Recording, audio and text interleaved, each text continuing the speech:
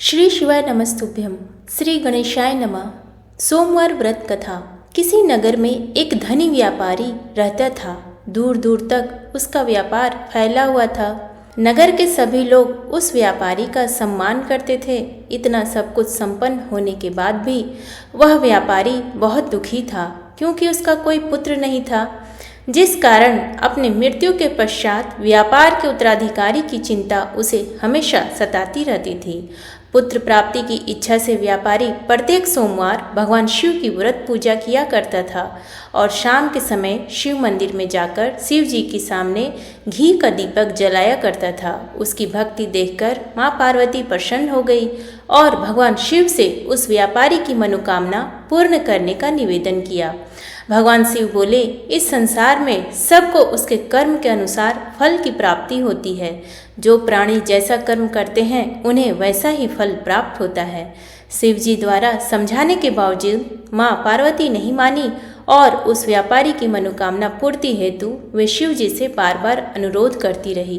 अंततः माता के आग्रह को देखकर भगवान भोलेनाथ को उस व्यापारी को पुत्र प्राप्ति का वरदान देना पड़ा। वरदान देने के पश्चात भोलेनाथ माँ पार्वती से बोले, आपके आग्रह पर मैंने पुत्र प्राप्ति का वरदान तो दे दिया, परंतु इसका यह पुत्र 16 वर्ष से अधिक समय तक जीवित नहीं रहेगा। उसी रात भगवान शिव उस व्यापारी के स्वप्न में आए और उसे पुत्र प्राप्ति का वरदान दिया और उसके पुत्र के 16 वर्ष तक जीवित रहने की भी बात बताई। भगवान के वरदान से व्यापारी को खुशी तो हुई, लेकिन पुत्र के अल्पायु की चिंता ने उस खुशी को नष्ट कर दिया। व्यापारी पहले की तरह सोमवार के दिन भगवान शिव का विधिवत व्रत करता रहा। कुछ महीनों के बाद उसके घर एक अति सुंदर बालक ने जन्म लिया और घर में खुशियां ही खुशियां भर गई। बहुत धूमधाम से पुत्र जन्म का समारोह मनाया गया, परंतु व्यापारी को पुत्र जन्म की अधिक खुशी नहीं हुई, क्योंकि उसे पुत्र की अल्पायु के रहस्य का पता था। जब पुत्र 12 वर्ष का हुआ तो व्यापारी ने उसे उसके मामा के साथ पढ़ने के लिए वाराणसी भेज दिया। लड़का अपने मामा के साथ शिक्षा प्राप्ति हेतु चल दिया। रास्ते में जहाँ भी मामा भांजे विश्राम हेतु रुकते, वहीं यज्ञ करते और ब्राह्मणों को भोजन कराते। लंबी यात्रा के बाद मामा भांजे एक नगर में पहुँचे। उस दिन नगर के राजा की कन्या का विवाह था, जिस कारण पूरे नगर को सजाया गया था। निश्चित समय पर बारात आ गई, लेकिन वर का पिता अपने बेटे के एक आंख से काने होने के कारण बहुत चिंतित था। उसे भय था कि इस बात का पता चलने पर कहीं राजा विवाह से इनकार न कर दे, इससे उसकी बदनामी भी होगी। जब वर के पिता ने व्यापारी के पुत्र को देखा तो उसके मस्तिष्क में एक विचार आया। उसने सोचा, क्यों न इस लड़की को दूल्हा बनाकर राजकुमारी से विवाह करा दूं। विवाह के बाद इसको धन देकर विदा कर दूंगा और राजकुमारी को अपने नगर ले जाऊंगा। वर के पिता ने लड़के के मामा से इस संबंध में बात की। मामा ने धन मिलने के लालच में वर के पिता की बात स्वीकार कर ली। लड़के को दूल्हे का वस्त्र पहनाकर राजकुमारी से विवाह कर दिया गया। राजा ने बहुत सारा धन देकर राजकुमारी को विदा किया। शादी के बाद लड़का जब राजकुमारी से साथ लौट रहा था तो वह सच नहीं छिपा सका और उसने राजकुमारी के ओढ़नी पर लिख दिया, राजकुमारी, तुम्हारा विवाह मेरे साथ हुआ था। मैं तो वाराणसी पढ़ने के लिए जा रहा था और अब तुम्हें जिस नवयुवक की पत्नी बनना पड़ेगा वह कान्हा है।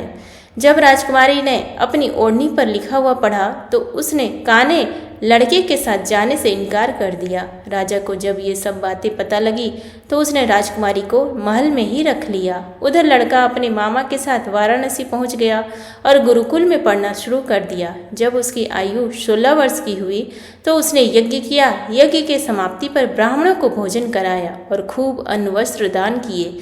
रात को वह अपने शयन कक्ष में सो गया। शिव के वरदान के अनुसार शयनावस्था में ही उसके प्राण पखेरु उड़ गए। सूर्योदय पर मामा मृत भांजे को देखकर रोने पीटने लगा। आसपास के लोग भी एकत्र होकर दुख प्रकट करने लगे। लड़की के मामा ने रोने विलाप करने के स्वर समीप से गुजरते हुए भगवान शिव और माता पार्वती ने भी सुने।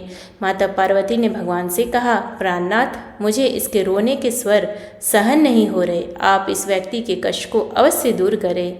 भगवान शिव ने माता पार्वती के साथ अदृश्य रूप में समीप जाकर देखा तो भोलेनाथ माता पार्वती से बोले, यह तो उसी व्यापारी का पुत्र है जिसे मैंने 16 वर्ष की आयु का वरदान दिया था। इसकी आयु पूरी हो गई है माता पार्वती ने फिर भगवान शिव से निवेदन कर उस बालक को जीवन देने का आग्रह किया। माता पार्वती के आग्रह पर भगवान शिव ने उस लड़के को जीवित होने का वरदान दिया और कुछ ही पल में वह जीवित होकर उठ बैठा। शिक्षा समाप्त करके लड़का मामा के साथ अपने नगर की ओर चल दिया। दोनों चलते हुए उसी नगर में पहुंचे जहां उसका विवाह हुआ था। उस नगर में भी यज्ञ का आयोजन किया। समीप से गुजरते हुए नगर के राजा ने यज्ञ का आयोजन देखा और उसने तुरंत ही लड़के और उसके मामा को पहचान लिया। यज्ञ के समाप्त होने पर राजा मामा और लड़के को महल में ले गया और कुछ दिन उन्हें महल में रखकर बहुत सा धन वस्त्र आदि देकर राजकुमारी के साथ विदा कर दिया। इधर भूखे प्यासे रहकर व्यापारी और उसकी पत्नी बेटे की प्रतीक्षा कर रहे थे। उन्होंने प्रतिज्ञा कर रखी थी कि यदि उन्हें अपने बेटे की मृत्यु का समाचार मिला तो दोनों अपने प्राण त्याग देंगे। परंतु जैसे ही उसने बेटे के जीवित वापस लौटने का समाचार सुना तो वह बहुत प्रसन्न हुआ। वह अपनी पत्नी और मित्रों के साथ नगर के द्वार पर पहुंचा। अपने बेटे के विवाह का समाचार सुनकर पुत्र वधू राजकुमारी को देखकर उसकी खुशी का ठिकाना न रहा। उसी रात भगवान शिव ने व्यापारी के स्वप्न में आकर कहा, हे श्रेष्ठी, मैंने तेरे सोमवार के व्रत करने और व्रत कथा सुनने से प्रसन्न होकर तेरे पुत्र को लंबी आयु प्रदान की है। पुत्र की लंबी आयु जानकर व्यापारी बहुत प्रसन्न हुआ। शिव भक्त होने तथा सोमवार का व्रत करने से व्यापारी की सभी मनोकामनाएं पूर्ण हुई।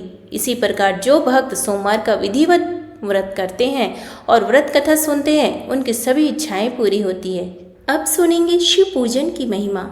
लोमस जी कहते हैं, जो मनुष्य शिव मंदिर के आंगन में झाड़ू लगाते हैं वे निश्चय ही भगवान शिव के लोक में पहुंचकर संपूर्ण विश्व के लिए वंदनीय हो जाते हैं।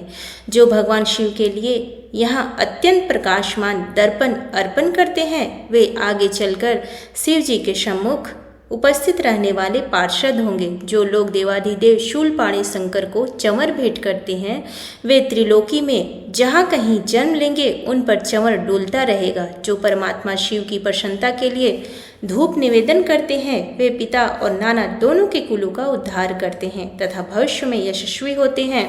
जो लोग भगवान हरि हर के सम्मुख दीपदान करते हैं वे भविष्य में तेजस्वी होते हैं और दोनों कुलों का उद्धार करते हैं। जो मनुष्य हरिहर के आगे नैवेद्य निवेदन करते हैं वे एक एक ग्रास में संपूर्ण यज्ञ का फल पाते हैं। जो लोग टूटे हुए शिव मंदिर को पुनः बनवा देते हैं वे निसंदेह द्विगुण फल के भागी होती हैं।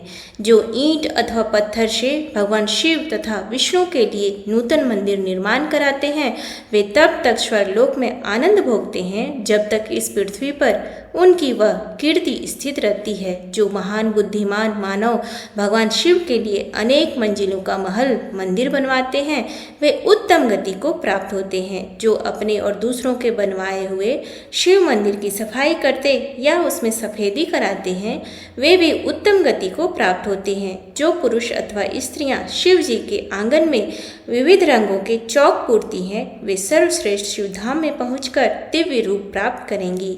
जो पुण्यात्मा मनुष्य भगवान शिव को चंदोवा भेंट करते हैं वे स्वयं तो शिवलोक में जाते ही हैं अपने समस्त कुल को भी तार देते हैं। जो अधिक आवाज करने वाला घंटा लेकर उसे शिव मंदिर में बांधते हैं वे भी त्रिलोकी में तेजस्वी और कीर्तिमान होंगे।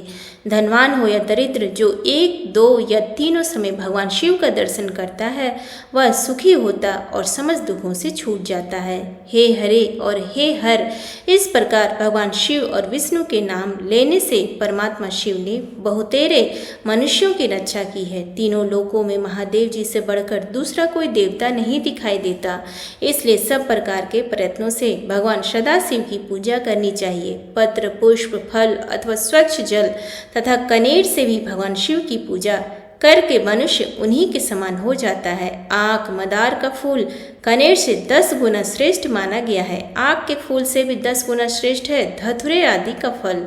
नील कमल 1000 कचनार से भी श्रेष्ठ माना गया है। यह चराचर जगत विभूति से प्रकट हुआ है, वह विभूति भगवान शिव के श्री अंगों में भली भांति लगती है, इसलिए सदा उसे धारण करना चाहिए। जिनके मुख से नमः शिवाय यह पंचाक्षर मंत्र सदा उच्चारित होता रहता है वे मनुष्य भगवान शंकर के स्वरूप हैं। प्रातः काल, मध्याह्न काल तथा संध्या के समय शंकर जी का दर्शन करना चाहिए। प्रातःकाल भगवान शिव के दर्शन से संपूर्ण पातकों का नाश हो जाता है। दोपहर के समय शिव जी के दर्शन से मनुष्यों के 7 जन्मों के पाप नष्ट हो जाते हैं तथा रात्रि काल में शंकर जी के दर्शन से जो पुण्य होता है उसकी तो कोई गणना ही नहीं है। शिव यह 2 अक्षरों का नाम महापातकों का भी नाश करने वाला है। जिन मनुष्यों के मुख से शिव नाम का जप होता रहता है उन्होंने ही इस संपूर्ण जगत को धारण किया है। पुण्यात्मा पुरुषों ने शिव जी के आंगन में आरती के समय बजाने के लिए जो बड़ा सा नगाड़ा रख छोड़ा हो उसकी आवाज से पापी मनुष्य भी पवित्र हो जाते हैं। इसलिए चिरकाल से संचित प्रचुर धन, बहुमूल्य चंवर, मंच, शैया, दर्पण, चंदोवा, आभूषण तथा विचित्र वस्त्र भगवान शिव की सेवा में अर्पित करने चाहिए।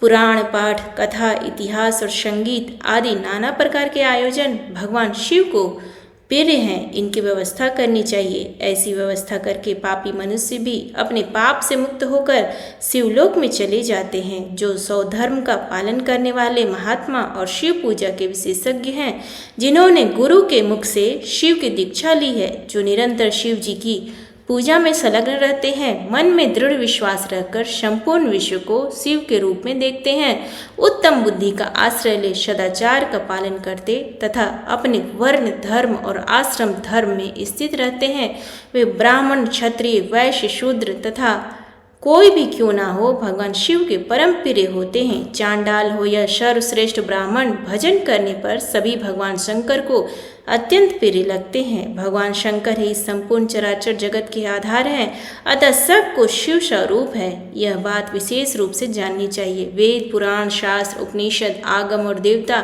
सबके द्वारा भगवान सदाशिव ही जानने योग्य हैं। मनुष्य निष्काम हो या सकाम, सबको भगवान सदाशिव की आराधना करनी चाहिए। अब सुनिए सोमवार व्रत की विधि। सुबह जल्दी उठकर स्नान करें, साफ कपड़े पहने और सूर्य देव को अर्घ्य दें। मंदिर की सफाई करें और गंगा जल का छिड़काव करें। चौकी पर साफ कपड़ा बिछाकर भगवान शिव और मां पार्वती की मूर्ति स्थापित करें। शिवलिंग पर बेलपत्र, चंदन, अक्षत, फल, धतूरा, भांग आदि अर्पित करें।